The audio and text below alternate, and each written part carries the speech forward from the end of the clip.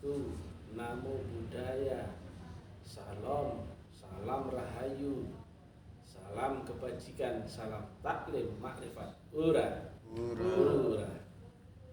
Disiar langsung bertempat di Lamongan, base camp Taklim Makrifat kampus cabang 3. Kali ini judul yang kita angkat adalah gambaran pembaharuan agama yang terjadi di akhir zaman. Dulunya setiap agama yang rusak, jadi awalnya kan agama kan samawi, turun dari Allah Ta'ala lewat Rasul. Nah, setiap Rasul diutus itu biasanya adalah saat zaman agama sebelumnya itu telah rusak atau distorsi. Makanya bunyinya adalah memperbaiki. Agama-agama yang lalu bunyinya itu untuk memperbaiki agama sebelumnya. Tetapi berbeda pada saat zaman agama Islam, itu adalah agama momentum yang disebut dengan sempurnanya agama. Nah, kalau sempurna agama berarti sudah ada di level grade yang paling tinggi. Kalau sudah sempurna nggak ada di atas itu lagi. Masalahnya kemudian apakah ini bertahan di horizontal ataukah menjadi anti klimaks, atau downgrade atau luntur. Naik di atas Islam nggak ada lagi, karena pada saat momentum pada diri Rasulullah Muhammad itu sempurnalah syariat, sempurnalah tarekat, sempurna pula hakikat, dan sempurna pula makrifat. Maka rumus agama menjadi berubah drastis. Tidak ada lagi syariat agama baru, tidak ada lagi sebutan Nabi dan Rasul, tidak ada kitab yang baru, tetapi sifatnya adalah memakai agama yang paling sempurna tadi. Sedangkan di samping agama sempurna tadi, Allah menggarisbawahi ada 3 agama besar. Wattini, wazzaitun, waturisinin, itu simbol akan 3 agama besar. Di balik 3 agama besar ini ada lagi 25 rasul membawa kitab. Di balik 25 rasul pun ada 4.200 agama yang kuno. Nah, itu tentang masa lalu, tentang zaman sebelum agama terakhir. Nah, tetapi saat agama terakhir itu telah lewat masanya, yaitu kita di zaman setelah berlindungnya Rasulullah Muhammad, sang Nabi Muhammad, maka ini disebut agama akhir zaman. Jadi kita nggak ambil orang lain ya, ini saya saja yang memilah-milah, mengelompokkan. Ada agama kuno, ada agama monoteisme, ada agama momentum, ada agama akhir zaman. Ada agama kuno ini, ada manuskrip kuno menyebut ada 4.200 agama. Kemudian agama monoteisme itu ada 3 agama besar. Agama momentum itu 1 agama yang sempurna, dan setelah itu menjadi agama akhir zaman. Nah, agama akhir zaman ini nggak ada lagi sebutan Rasulullah atau Nabi, kitab yang baru atau pula syariat yang baru. Sudah nggak ada itu lagi. Tetapi rumusnya berubah total karena telah melewati momentum, yaitu sempurnanya syariat, tarekat, hakikat, dan makrifat. Maka agama di akhir zaman yang disebut dengan agama yang ada di zaman setelah Rasul Muhammad, itu ada manusia yang telah mencapai derajat makom kesempurnaan, atau yang dikenal dengan kamil mukamil, khalis mukhlisin, yang sempurna lagi menyempurnakan. Nah, juga kata Nabi, ada manusia yang derajat ruhnya, jiwanya telah mencapai sempurna, berhampiran akan Allah Ta'ala, berkekalan. Makanya ada kalimat ati Allah wa ati Rasul wa ulil amri minkum. Ada ulil amri minkum. Taatlah kepada Allah, taatlah kepada Rasul, dan taat kepada orang yang dikuasakan di antara kamu, yaitu guru.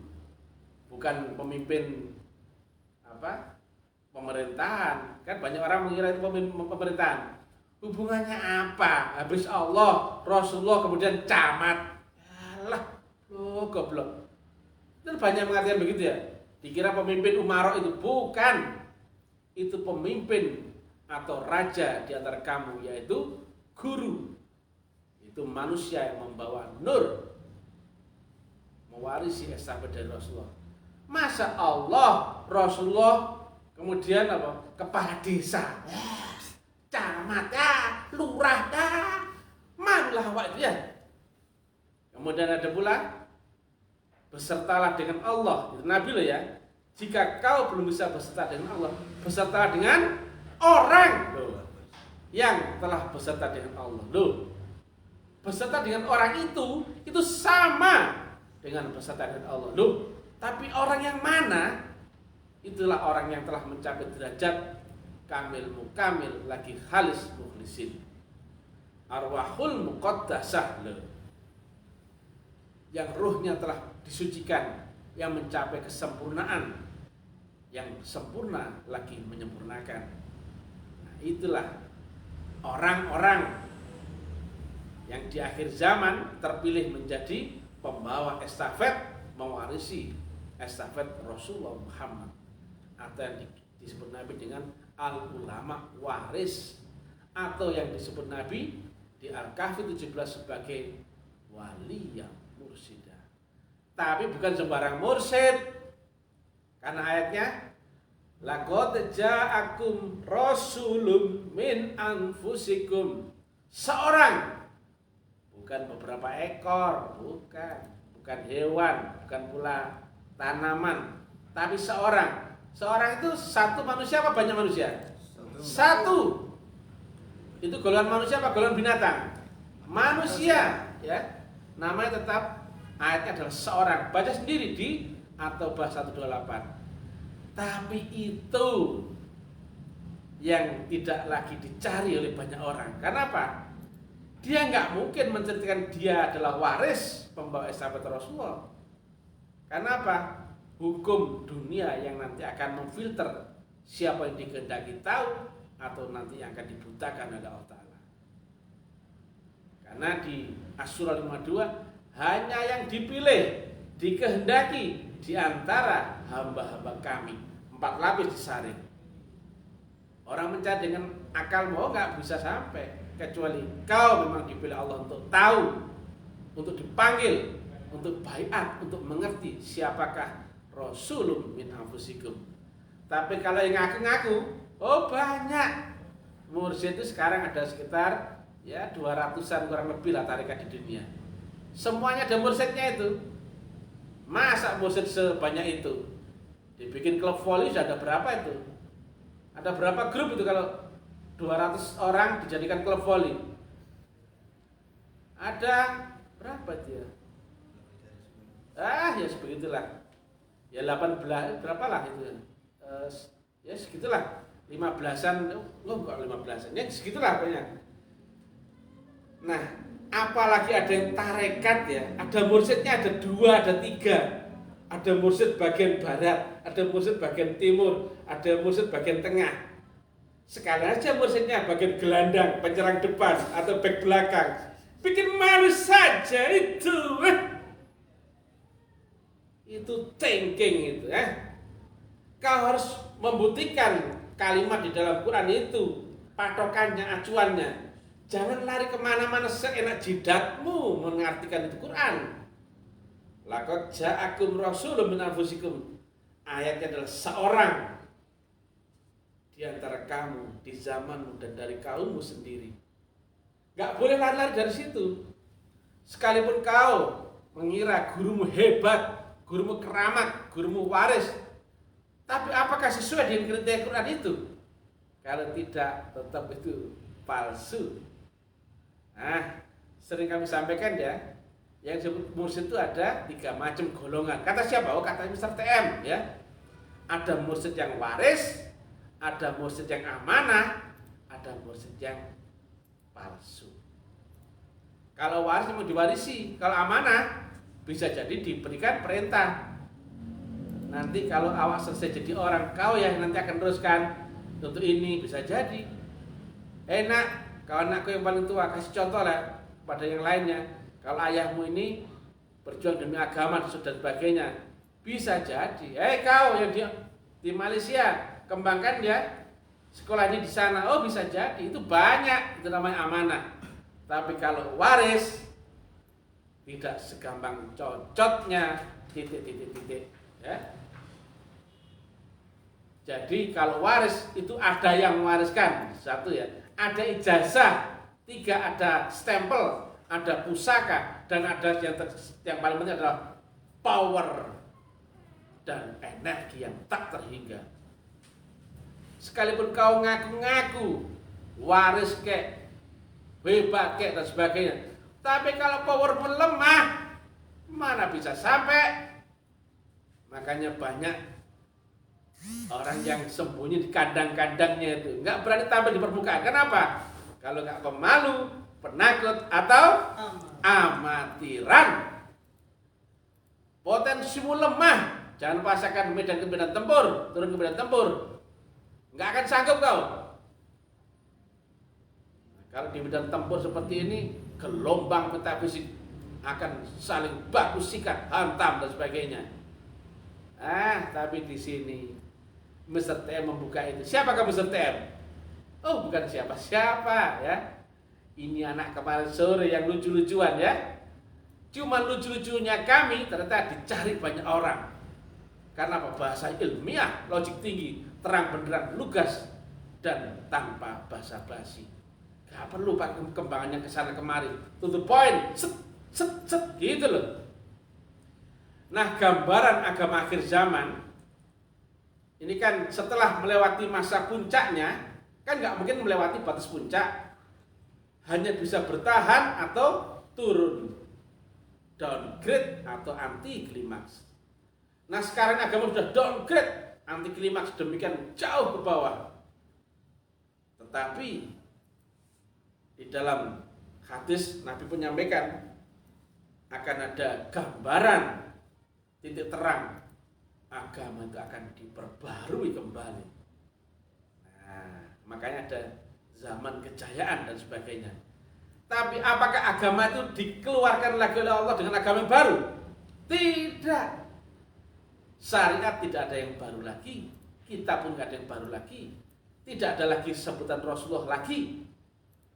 Tapi yang masuk akal pembaharuan agama di akhir zaman adalah metodologinya akan bisa diterangkan, dikupas, diurai dengan ilmiah dan logik tinggi. Parameternya, variabelnya, rumus hukum, teori, gaya, kemudian rukun syarat, semua bisa diilmiahkan. Akhirnya apa? Masyarakat, apapun agamanya, bisa mengambil manfaat dari situ. Makanya bahasa cocoknya Mr. TM bisa diterima oleh agamawan Hindu, Buddha, Konghucu, Nasrani, Islam, Kejawen, apapun aliran bisa menerima teori-teorinya Mr. TM. Kenapa? Logik, ilmiah. Ya, ini bukan kelas kaleng-kaleng, juga bukan hanya sebatas internal kasak kusuk seantar golongan saja. Tidak. Makanya bahasa kami menerangkan metodologi teknik, rukun syarat, rumus di depan publik yang itu bisa dinilai semua orang. Apakah ini masuk akal? Apakah ini logik, nalar tinggi, sesuai dengan existing zamanmu, sudut pandang zamanmu, ilmu pengetahuan populer, dan tentunya juga tidak pernah menyimpang dari Quran dan hadis ataupun kitab suci lainnya. Makanya kami merangkul semua agama, Hindu, Buddha, Nasrani, Islam, semua kami rangkul. Karena di agama di akhir zaman nanti diperbarui adalah dengan kembalinya metodologi yang waris dari jalur Rasulullah akhir zaman. Nah, Rasulullah akhir zaman yang terakhir sebutannya itu ada pada Rasulullah Muhammad. Nah, tapi di atas itu ada Rasulullah Isa, Rasulullah Musa, Rasulullah Ibrahim, Rasulullah Nuh dan sebagainya. Tetapi di akhir zaman Nabi, di zaman Nabi, makanya lihat di Quran menyebut itu dengan istilah waliyam mursyida. Mursyidnya bukan manusia, walinya manusia. Rasulnya pun bukan manusia, nabinya manusia. Makanya di zaman Nabi Muhammad berlindung, Sayyidina Umar karena cintanya sama Rasul Muhammad, sampai ada yang bilang Nabi meninggal, tak pedot lehermu, tak bantai, tak tebas lehermu. Baru kemudian diterangkan dari Sayyidina Abu Bakar, kullu nafsin dha'iqatul maut, yang bernyawa pasti akan mati. Tetapi yang tidak bernyawa, yang Rasulullah itu, dia pun akan abadi. Dan dia akan hanya memindah waris dan diwariskan kepada orang-orang terpilih, sebagaimana disebutkan di At-Taubah 128, laqad ja'akum rasulun min anfusikum. Dan alhamdulillah taklim makrifat dakwah lewat publik, medsos, FB, WA, YouTube ataupun lewat Instagram, Telegram dan sebagainya menerangkan tentang metodologi teknikal. Jadi teori ini mesti ilmiah. Al-aslam ilmiun, baru apa? Wa amaliyun. Kalau ini gak ilmiah, mana bisa amaliyahnya? Logik itu. Kalau nggak ilmiah, mana ada orang mencari? Karena apa? Nggak sampai dengan akalnya, logikanya itu. Coba orang ya diterangkan tentang Mi'raj, nggak kebayang metodologi tekniknya, nggak ada yang nyari. Orang diterangkan tentang wujud sifatnya Allah, sifat wujudnya Allah, nggak kebayang, nggak ada yang nyari wujudnya.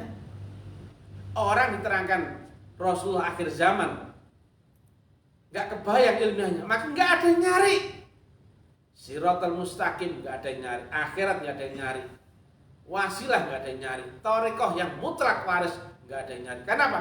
Nggak kebayang akalmu, nggak masuk akalmu. Beda dong dengan yang diterangkan oleh Mr. TM.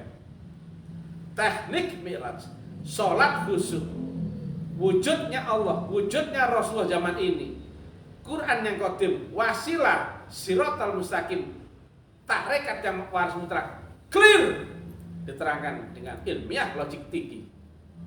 Maka walaupun bahasanya Mr. TM menguraikan metodologi tidak mempesonakan hatimu, tidak manis kami, tidak pula sopan santun, tidak pula lemah lembut, bahasa kami ngeri-ngeri sedap, les, tapi to the point, bisa mudah dimengerti banyak orang.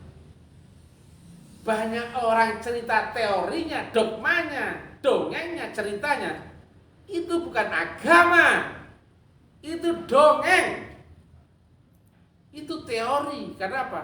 Awaluddin ya, awal ya, kecuali ad-din ma'rifatullah, awal luddin ma'rifatullah, awal bermula orang beragama itu ketika dia bermula dia kenal dengan Allah. Loh, nah sekarang nggak ada yang menerangkan metodologi untuk makrifat, nggak ada. Dongeng makrifat banyak, banyak di warung-warung kopi pinggir jalan itu dongeng makrifat. Ada yang ngaji tauhid, ngaji hakikat, ngaji kebatinan, ngaji spiritual, ngaji rokani, ngaji apa aja. Tapi dengan cocotmu dan juga dengan akalmu, itu bukan makrifat, goblok. Itu masih kajian tauhid, itu masih teori tentang ketuhanan, teori. Lah kapan kau praktekkan itu? Prakteknya agama bukan di dunia ini.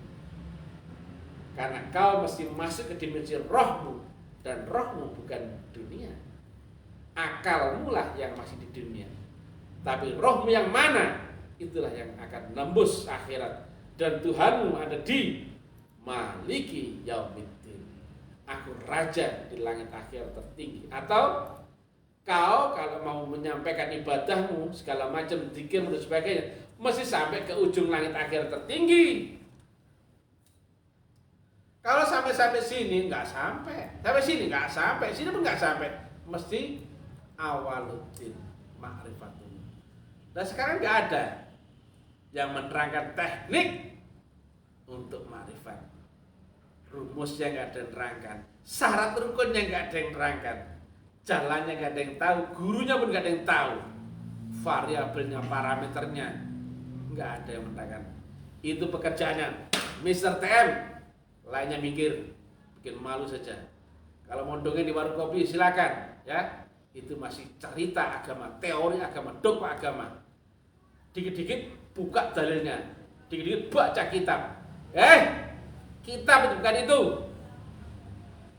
Kitab yang sesungguhnya adalah ayat-ayat qadim yang saat roh manusia berhampiran gelombang dengan gelombang Allah, dialah sendiri akan menurunkan ayat-ayatnya. Lewat siapa? Kata-katamu sendiri yang masuk lewat kolbu. Hubungan dengan Allah lewat kolbu itu adalah zahirnya rohani, adalah pintunya lewat kolbu. Nah yang mana kolbu itu? Kamu nggak tahu. Sekarang agama orang tahunya hanya sebatas syariat, teori, dongeng, cerita. Makanya di mana-mana agama diterangkan hanya dengan buku, ceramah, diskusi, kemudian muzakaroh. Oh sini nggak ada gitu-gitu, nggak perlu. Kalau kau diceritai tentang Jakarta, tapi kalau kau nggak pernah tahu jalan ke Jakarta, juga nggak pernah berproses ke Jakarta, nggak pernah sampai Jakarta, sampai dobol pun kamu nggak akan ngerti Jakarta, betul ya? Tapi kalau kau disodori, ini tekniknya, syarat rukunnya, kendaraannya, jalannya, petanya dan sebagainya, bergerak ya, praktek, kau sampai Jakarta, maka kau bisa menceritakan Jakartamu kepada orang lain dengan apa? Dengan sudut pandangmu sendiri. Zaman ini, it's now or never. Ya begitulah kata Elvis Presley. Kalau kau gak buktikan sekarang, bullshit semua yang kau tahu dari teori pengetahuan agama itu. Agama bukan tengking ya. Tengkingmu meskipun kau hafal Quran sehari khatam 70 kali, tapi saat kau tidur hilang gak akal? Maka hilang gak Quranmu tadi? Hafalan Quranmu? Karena sebatas akal kesadaranmu. Sedangkan ini tentang Tuhanmu ada di Malik Yaumiddin. Akalmu saja gak bisa nembus akhirat, lumpuh mati. Lah bagaimana nasibmu setelah mati? Kau pun ternyata masih kafir di alam akhirat. Wow. Kau di dunia merasa beriman, sudah beragama titik-titik, bertuhan titik-titik, Rasul titik-titik. Oh yakin ibadahmu getu. Ternyata begitu mati kau tetap diperlakukan sebagai jiwa yang masih kafir.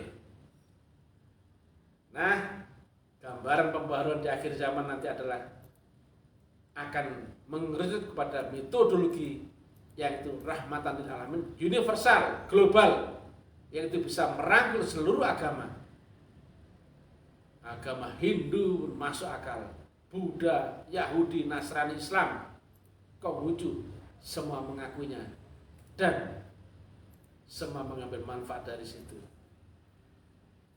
Karena gurunya itu adalah yang dulu disebut dengan Atman, gurunya disebut dengan Buddha, gurunya disebut dengan Roh Kudus, gurunya disebut dengan guru sejati, gurunya disebut dengan Rasulullah, gurunya disebut dengan mursyid. Itu adalah sama.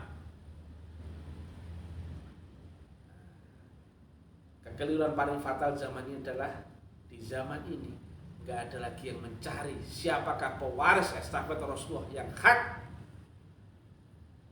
bahkan mengiranya kau telah beragama walaupun bersyahadatmu itu nggak pernah ada yang kau saksikan. Asal kau sholat, ngaji itu sudah Islam. Islam yang mana? Musyahadatmu aja nggak pernah bersaksi, sudah sholat. Gimana kau bisa tidak sholat itu? Ini wajah tuh wajah yang mana wajah Tuhanmu itu? Nggak tahu. Apalagi masuk dalam sholatnya. Aqimis sholat lidzikri. Ingat apa dalam sholatmu?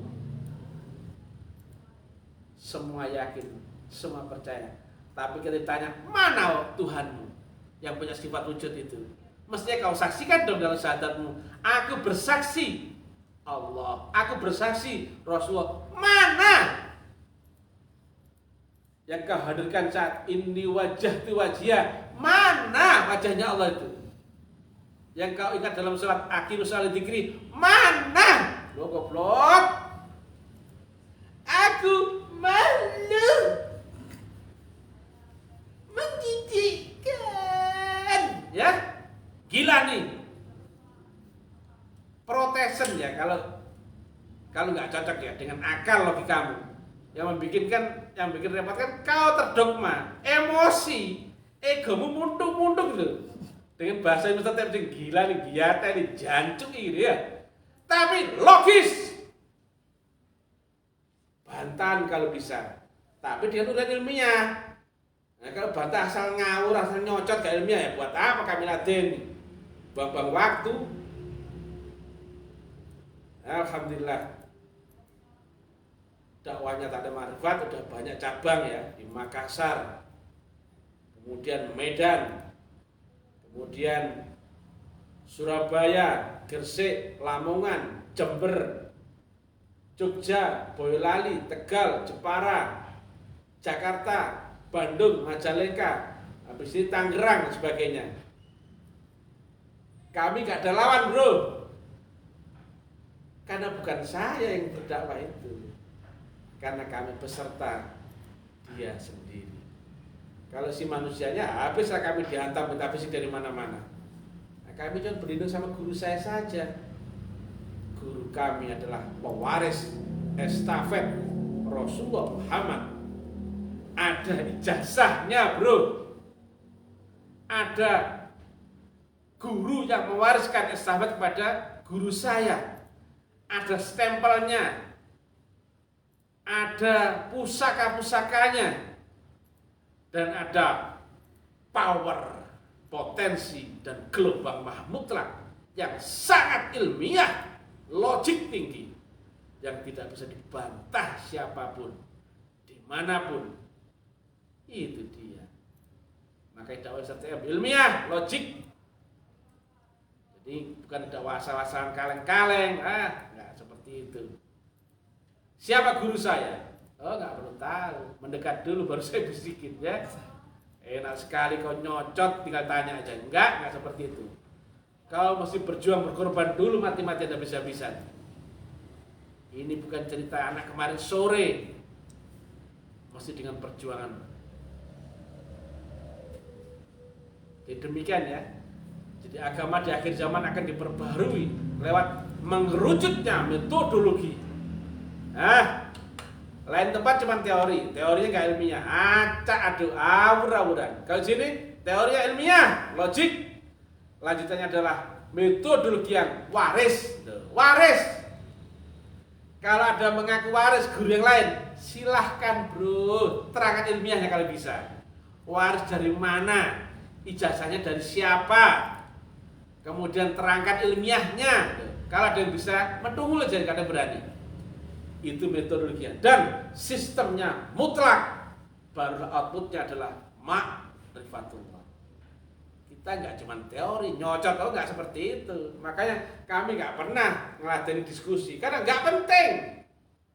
Pengetahuan bagi kami nggak penting. Nanti ada saatnya kau Iqra biismi rabbikal ladzi khalaq akan diberikan pengetahuan dari langit seiring dengan kedekatanmu dengan Tuhanmu itu. Nanti dikasih sendiri yaitu ilmu laduni, ilmu yang diturunkan Allah lewat qalbumu yang berupa ayat-ayat qadim. Itu bukan di dunia, itu bukan di akal goblok gitu ya. Bantahan bro ya. banding no ceramahnya orang lain. Silahkan ya. Kami begini, apakah ada kata ragu-ragu? Ada kesan ragu-ragu gak nih? Ya. Goblok. Kalau kami ragu, nggak mungkin kami goblokan orang ya. Nggak mungkin. Kalau orang ragu-ragu itu pondasinya masih lemah. Kena angin sedikit sudah doyong dia, sudah patah dia. Mr. TM dimusuhi banyak orang, dibentur dari mana-mana, tapi tetap hidup ya. Jangan salah. Kami tetap hidup. Kami makin besar, membesar. Karena dengan ini dunia akan terkoreksi, agama pun akan terkoreksi agar bisa kembali kepada jalur Rasulullah sebagaimana mestinya. Metodologi, ya, beneran ya. Metodologi itu ada syarat rukun, ada rumus, hukum, dan teknikal. Apa coba yang perpindahan, perubahan, atau bergeser yang tidak memakai itu? Pasti nyasar. Ngomong kalau tidak memakai rumus itu tadi, oh saya bisa digampar orang. Karena apa? Tidak memenuhi tadi metodologi. Saya nggodok mie goreng, Indomie. Kalau nggak metodologi, hancur. Metodologi itu adalah apa? Mengarahkan pergerakanmu, perpindahanmu, pergeseranmu menjadi terarah dan sebagaimana mestinya kepada titik fokus sasaran yang tepat. Bagaimana kau sholat yang nggak tahu tujuanmu, nggak tahu caramu, nggak tahu gelombangmu dan sebagainya? Bagaimana kau zikir? Kamu nggak tahu di manakah Tuhanmu, tekniknya, syarat rukunnya dan sebagainya. Selain Tuhan pasti setan, ya. Jadi agama sekarang yang tidak lewat Rasul, jika mengacu pada Al-Kahfi 17, cuman ini bukan tentang dogma-dogmaan, ini logika saja. Jika tidak bersumber dari Allah Ta'ala, pasti sumbernya dari setan. Dia di Al-Kahfi 17. Dan jika kau mau tahu di manakah yang bersumber dari Allah Ta'ala, pasti lewat wali yang mursyida. Al-Kahfi 17. Ada Rasulun min anfusikum. Karena orang itu membawa gelombang mutlaknya Allah Ta'ala di dunia ini. Nah, untuk mendapatkan, untuk tersambung dengan Allah tadi lewat gelombangnya, mencari gelombang lewat orang yang membawa gelombang itu. Dan kalau kau mencari di manakah alamat orang yang membawa gelombang itu, carilah orang yang bisa menerangkan itu. Goblok. Siapa orang yang bisa menerangkan itu sejauh ini? Ada yang bisa menerangkan ilmiahnya? Tidak. Gak ada. Gak sembarang orang yang bisa menerangkan ilmiahnya gelombang Tuhan. Karena itu ada di praktek metafisika yang super tinggi, yang diterangkan oleh bahasa ilmiah yang super logis dengan sudut pandang zaman ini, dan di breakdown dengan ilmu pengetahuan yang populer sehingga masuk di akalmu, mudah dimengerti, to the point, logis, dan tanpa basa-basi. Oke? Demikian guys, goblok bahagia, semuanya goblok. Yang pintar cuman Mr. Tem. yang Baik. brilliant, baik hati dan tidak sombong. nah sekali lagi tidak Tidak sombong. sombong ya. Ini tidak sombong. Tahan hatimu yang panas itu ya, yang emosi itu. Biarpun bisa giateli, jancui, giateli, tetap kau akan mencari itu ya. Karena apa? Kau terkiwir-kiwir dengan bahasa ilmiah yang Mr. Cerita lo yang masih emosian, betul gak? Cerita lo mau mendekat, malu, ya, marah, emosi, tapi gak bisa menandingin ya. Inilah kabar bahwa metodologi agama terbuka, terang benderang. Lainnya cuma teori. Ini ada prakteknya, bro. Teori gak penting. Ketika kau telah sampai sana, kau bisa ceritakan teorinya, betul gak? Kalau kau sudah sampai Jakarta, ditanya, naik apa ke Jakarta? Naik bis. Bis apa? Pahala Kencana. Jam berapa? Berangkat jam 5 sore. Terus duduknya nomor berapa? Terus nomor sekian. Makan di mana? Oh tahu. Sampai jam berapa? Oh tahu. Kenapa? Kau alami sendiri, bukan ngerpek dalil. Auto, karena apa? Kau alami goblok. Perjalanan Mi'raj kepada Allah Ta'ala. Kalau nggak kau alami, kau cuma cerita. Aku malu. Ya, demikianlah agama. Logik tinggi. Al-aslamu ilmiun wa amaliyun. Al-aslamu ya'lu wala yudul alaih. Sangat tinggi dan tidak melebihinya. Apakah Nabi Muhammad bilang begitu sebagai orang sombong? Tidak dong. Itu menyampaikan fakta, kenyataan. Memberikan pilihan. Ini loh yang terbaik, yang tertinggi. Nah, kalau orang yang ada egonya, marah dong. Pasti marah. Kalau maksudnya bilang, gurunya Mesir adalah guru yang waris, tegak lurus, bahkan satu-satunya di dunia ini. Yang tiada tolak bandingnya. Marah gak? Kecok-kecok kakus itu? Marah. Oh, marah. Marah gak si sikat-sikat WC itu? Marah. Oh, marah. Marahmu pun percuma tak berguna, ya. Percuma tak berguna. Karena apa? Tetap kau hanya teriak-teriak, gak akan bisa menjangkau Mr. yang brilian baik hati dan Tidak sombong. haleluya. Suksma puji Tuhan. Alhamdulillahirrahmanirrahim. Nah, salam kebahagiaan tasang untuk semuanya, ya. Saudaraku yang kejawen, Hindu, Buddha, Konghucu, Nasrani, Islam. Tepuk tangan. Bilahi anta masjid wa kaman lebih. Wassalamualaikum warahmatullahi wabarakatuh. Waalaikumsalam.